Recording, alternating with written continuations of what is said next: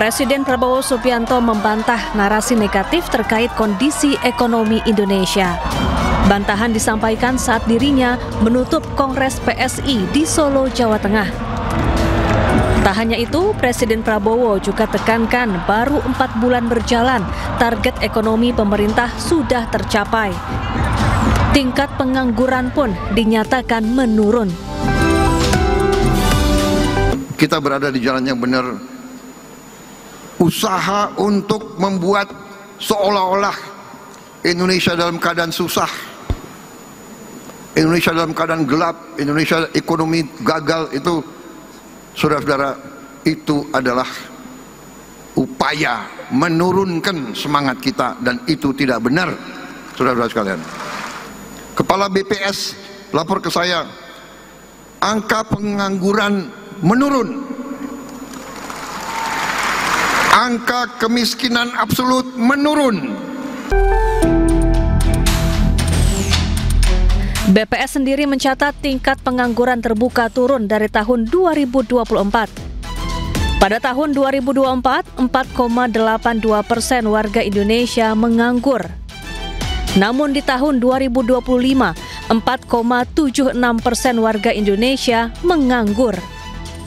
Sementara itu, Badan Pusat Statistik mencatat saat ini pengangguran di Indonesia mencapai 7,28 juta orang.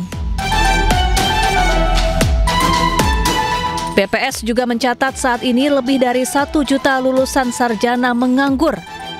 Sementara itu, ada 177.000 lulusan diploma yang menganggur. Tak hanya itu, 1,62 juta lulusan SMK juga menganggur. Namun pengangguran didominasi lulusan SMA mencapai 2,3 juta orang. Sementara untuk lulusan SD hingga SMP yang menganggur mencapai 2,42 juta. Tingginya angka pengangguran terlihat dari antrean pencari kerja di sejumlah lokasi yang membuka lowongan pekerjaan. Salah satunya di salah satu toko di Cianjur, Jawa Barat. Ribuan pelamar kerja rela berdesakan di depan salah satu toko. Para pelamar pekerjaan didominasi fresh graduate, baik SMK ataupun SMA. Tak hanya itu, sejumlah job fair yang diselenggarakan pun dipenuhi para pencari kerja. Mereka rela mengikuti beragam job fair yang ada di wilayahnya demi mendapatkan pekerjaan. Saat ini pemerintah terus membuka keran investasi ke Indonesia. Masuknya investasi diharapkan bisa menyerap tenaga kerja dalam negeri dan mengurangi pengangguran. Tim Liputan iNews melaporkan.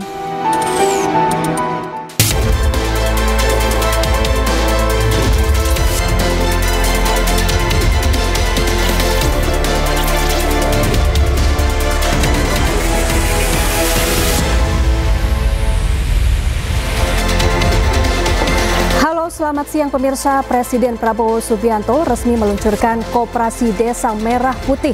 Presiden soroti tindakan serakah nomiks yang marak terjadi di Indonesia.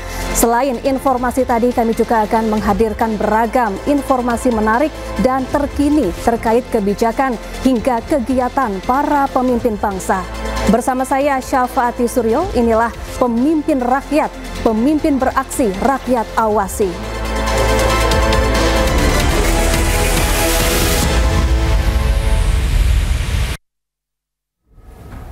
Pemirsa, hari ini Presiden Prabowo Subianto resmi meluncurkan Koperasi Desa Merah Putih. Peluncuran dilakukan di Klaten, Jawa Tengah. Selamat datang kepada yang terhormat Presiden Republik Indonesia, Bapak Prabowo Subianto di Desa Bentangan, Kecamatan 80.000 Koperasi Desa Merah Putih resmi diluncurkan hari ini di seluruh Indonesia. Koperasi memiliki konsep gotong royong. Presiden Prabowo hadir langsung dalam peluncuran Kopdes Merah Putih. Acara ini juga dihadiri oleh sejumlah jajaran Kabinet Merah Putih. Tak hanya itu, acara ini juga dihadiri secara online oleh para pemimpin daerah dari seluruh wilayah di Indonesia. Di acara ini, lagi-lagi Presiden Prabowo soroti tindakan serakah para koruptor. bahkan memberi istilah baru yaitu serakahnomics. Rizka, Ketua KDMP Desa Ceper, Klaten. Ingin saya sampaikan adalah pengusaha-pengusaha yang serakah. Kita perlu pengusaha. Saya pengusaha sebelum saya masuk politik. Tapi ini sudah bukan pengusaha yang benar. Ini bukan bisnis. Ini bukan entrepreneurship. Ini adalah keserakahan. Ini adalah serakah. Jadi ini bukan mazhab ekonomi lagi. Ini nggak diajarkan di fakultas-fakultas. Ada yang mengatakan ada mazhab ekonomi liberal, neoliberal, klasik, pasar bebas, sosialis, ekonomi komando, dan sebagainya. Ini bukan, ini tidak, ini lain. Ini saya beri nama serakahnomics. Ini adalah serakahnomics. Ini tidak perlu kita kasih perlakuan yang baik. Saya sudah kasih warning berkali-kali, sekian bulan. Tolonglah patuhi ketentuan, patuhi undang-undang. Masa tega petani setengah mati?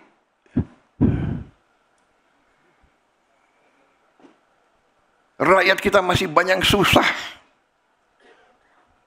Ada yang mau cari keuntungan di atas penderitaan rakyat. Itu namanya adalah mengisep darahnya rakyat. Itu adalah menurut saya parasit, mengisep darah. Vampir ekonomi. Pemirsa, pemerintah terus mengungkap praktik beras oplosan. Presiden Prabowo pun tegaskan akan menindak tegas para pengoplos beras.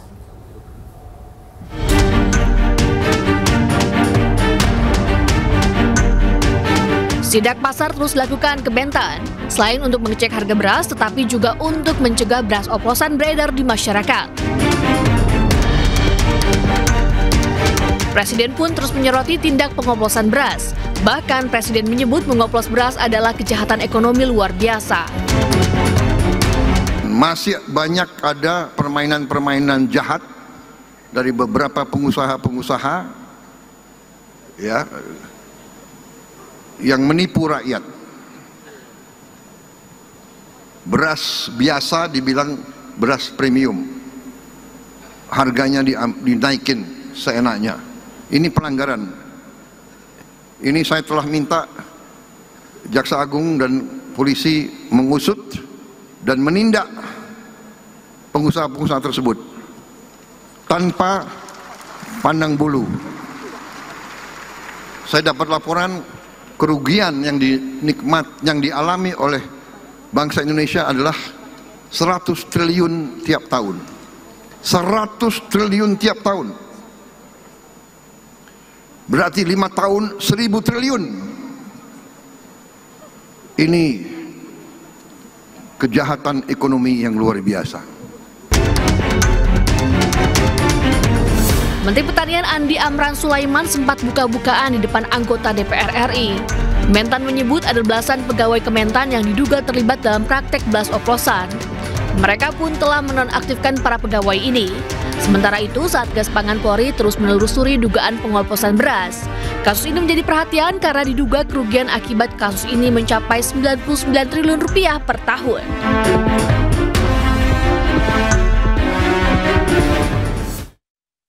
Sementara itu, Presiden Prabowo membantah pernyataan Indonesia gelap. Presiden tekankan Indonesia miliki masa depan cerah. Iya, koruptor-koruptor itu yang biayai demo-demo itu. Indonesia gelap. Indonesia gelap. Sorry ya. Indonesia cerah. Masa depan Indonesia cerah. Pemirsa, Wakil Presiden Republik Indonesia Gibran Rakabuming Raka menyatakan para siswa yang belajar di sekolah rakyat harus nyaman. Hal itu dikatakan Gibran saat meninjau sekolah rakyat menengah atas 17 di Solo, Jawa Tengah.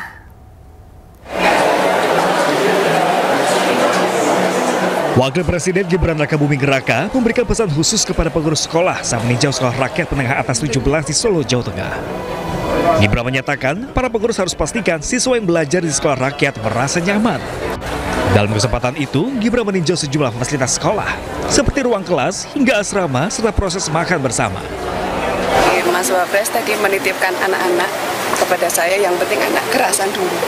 Jadi mereka senang di sini, nggak minta pulang dulu. Karena ini baru awal ya, baru di masa pengenalan lingkungan sekolah. Biasa istilahnya mbok-mbokan atau kangen dengan rumah. Yang penting kerasan dulu, kalau sudah kerasan mereka mau belajar, mereka senang dengan pembelajaran. Seperti itu, pesan-pesan khususnya. Kepala sekolah menambahkan, di masa pengenalan siswa 1 bulan pertama ini berfokus pada pendidikan karakter, penguatan literasi, kepemimpinan, dinamika kelompok, dan ekstrakurikuler. Dari Solo, Jawa Tengah, Septiantoro, iNews melaporkan. Pemirsa, Ketua Umum Kadin Indonesia Anindya Novian Bakri menyambut positif rencana kolaborasi pemerintah dan sektor swasta guna memperkuat ketahanan pangan nasional. Hal ini terungkap saat Kadin Indonesia menggelar dialog dengan tema peran swasta dalam mewujudkan ketahanan pangan.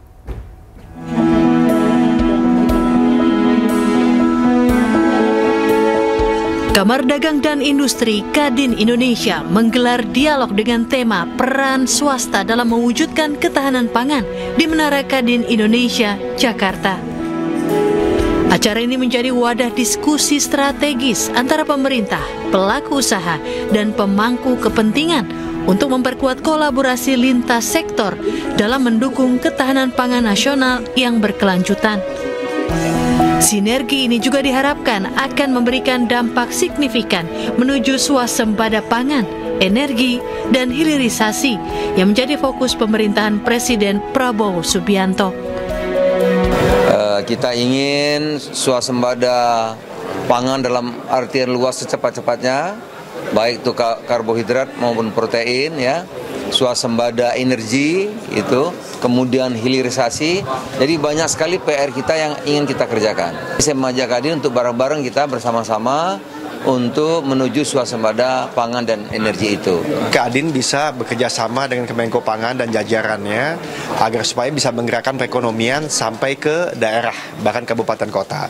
Karena tanpa ketahanan pangan, susah ada ketahanan ekonomi dan susah ada ketahanan nasional. Waketum Kadin Indonesia yang juga Sekjen Partai Perindo, Andi Yuslim Patawari, menilai ketahanan pangan menjadi fondasi penting dalam menggerakkan perekonomian nasional. Kadin menjadi katalisator antara pemerintah dan dunia usaha yang kita harapkan pengusaha sektor swasta terlibat aktif di dalam ketahanan pangan menuju kemandirian pangan dan kemandirian energi. Keterlibatan sektor swasta dalam bidang pangan merupakan bentuk komitmen dan transformasi peran Kadin Indonesia untuk mendorong pembangunan yang lebih menyentuh sektor strategis rakyat. Dari Jakarta, Aulina Iyasya, Laksana, iNews melaporkan. Pemirsa, pesta rakyat pernikahan anak Gubernur Jawa Barat Deddy Mulyadi berakhir tragis. 3 orang meninggal dunia. Sementara itu, Deddy Mulyadi mengatakan tidak mengetahui ada acara makan gratis dalam acara pernikahan putranya.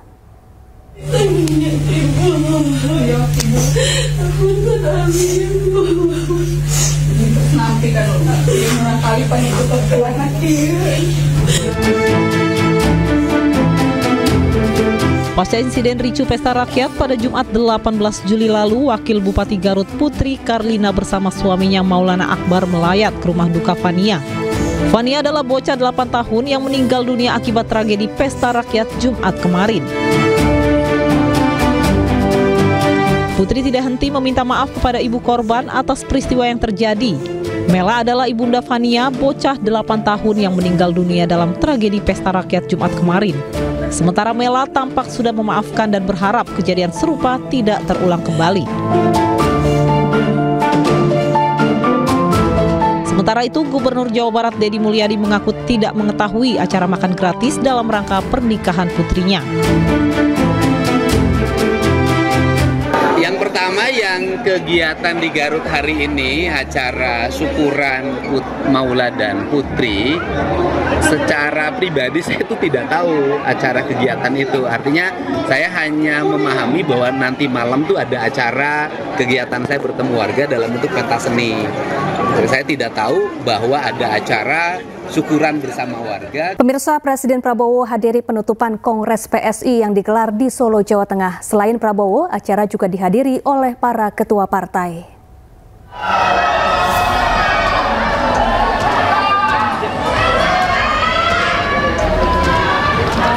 Kedatangan Presiden Prabowo di lokasi acara disambut meriah. Ia pun menyalami para kader yang sudah menanti kedatangannya. Acara digelar pada Minggu malam di Solo, Jawa Tengah. Tak lupa, Presiden Prabowo menyalami ketua dan perwakilan partai yang hadir sebagai tamu. Salah satunya adalah Ketua Umum Partai Perindo, Angela Herliani Tanusudibyo. Presiden Prabowo juga menyapa para ketua partai yang hadir. Ketua Umum Perindo, Saudari Angela Herliani Tanusudibyo. Boleh kita berikan tepuk tangan Bapak Ibu serta hadirin sekalian. Dalam acara ini, Presiden Prabowo juga mendapatkan hadiah lukisan dari Ketua Umum PSI yang baru terpilih, Kaesang Pangarep. Lukisan bergambar Prabowo yang sedang berkuda ini dibuat dari segenggam tanah dari masing-masing provinsi di Indonesia yang berjumlah 38. Sebagai simbol dari dukungan PSI dari Ya, Presiden Prabowo Subianto sowan ke kediaman Presiden ke-7 RI Joko Widodo di Solo, Jawa Tengah. Kedatangan Presiden Prabowo disambut langsung oleh Jokowi dan istri Iriana. Kehangatan terpancar dari pertemuan antara Presiden Prabowo dengan Presiden ke-7 RI Joko Widodo. Wapres Gibran juga hadir dalam pertemuan ini.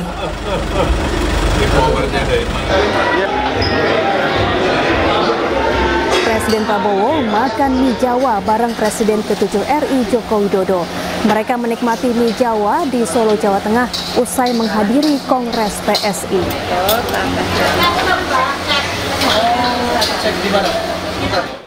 Kapolri Jenderal Listio Sigit Prabowo meresmikan sekaligus membuka angkatan pertama Akademi Kader Bangsa, yakni SMA Kemala Taruna Bayangkara dan Global Darussalam Academy di Sleman, Yogyakarta. Dan pemirsa, informasi ini sekaligus menutup Pemimpin Rakyat hari ini. Temukan informasi-informasi terbaru lainnya di www.inews.id.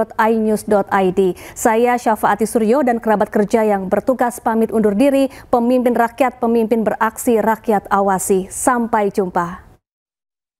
Kami ucapkan kepada Menteri Koordinator Bidang Kepolisian dan Kepala Kepolisian Negara Republik. Kapolri Jenderal Listio Sigit Prabowo bersama sejumlah menteri menghadiri peresmian 2 sekolah unggulan SMA Kemala Taruna Bayangkara dan Global Darussalam Academy di Sleman, Yogyakarta.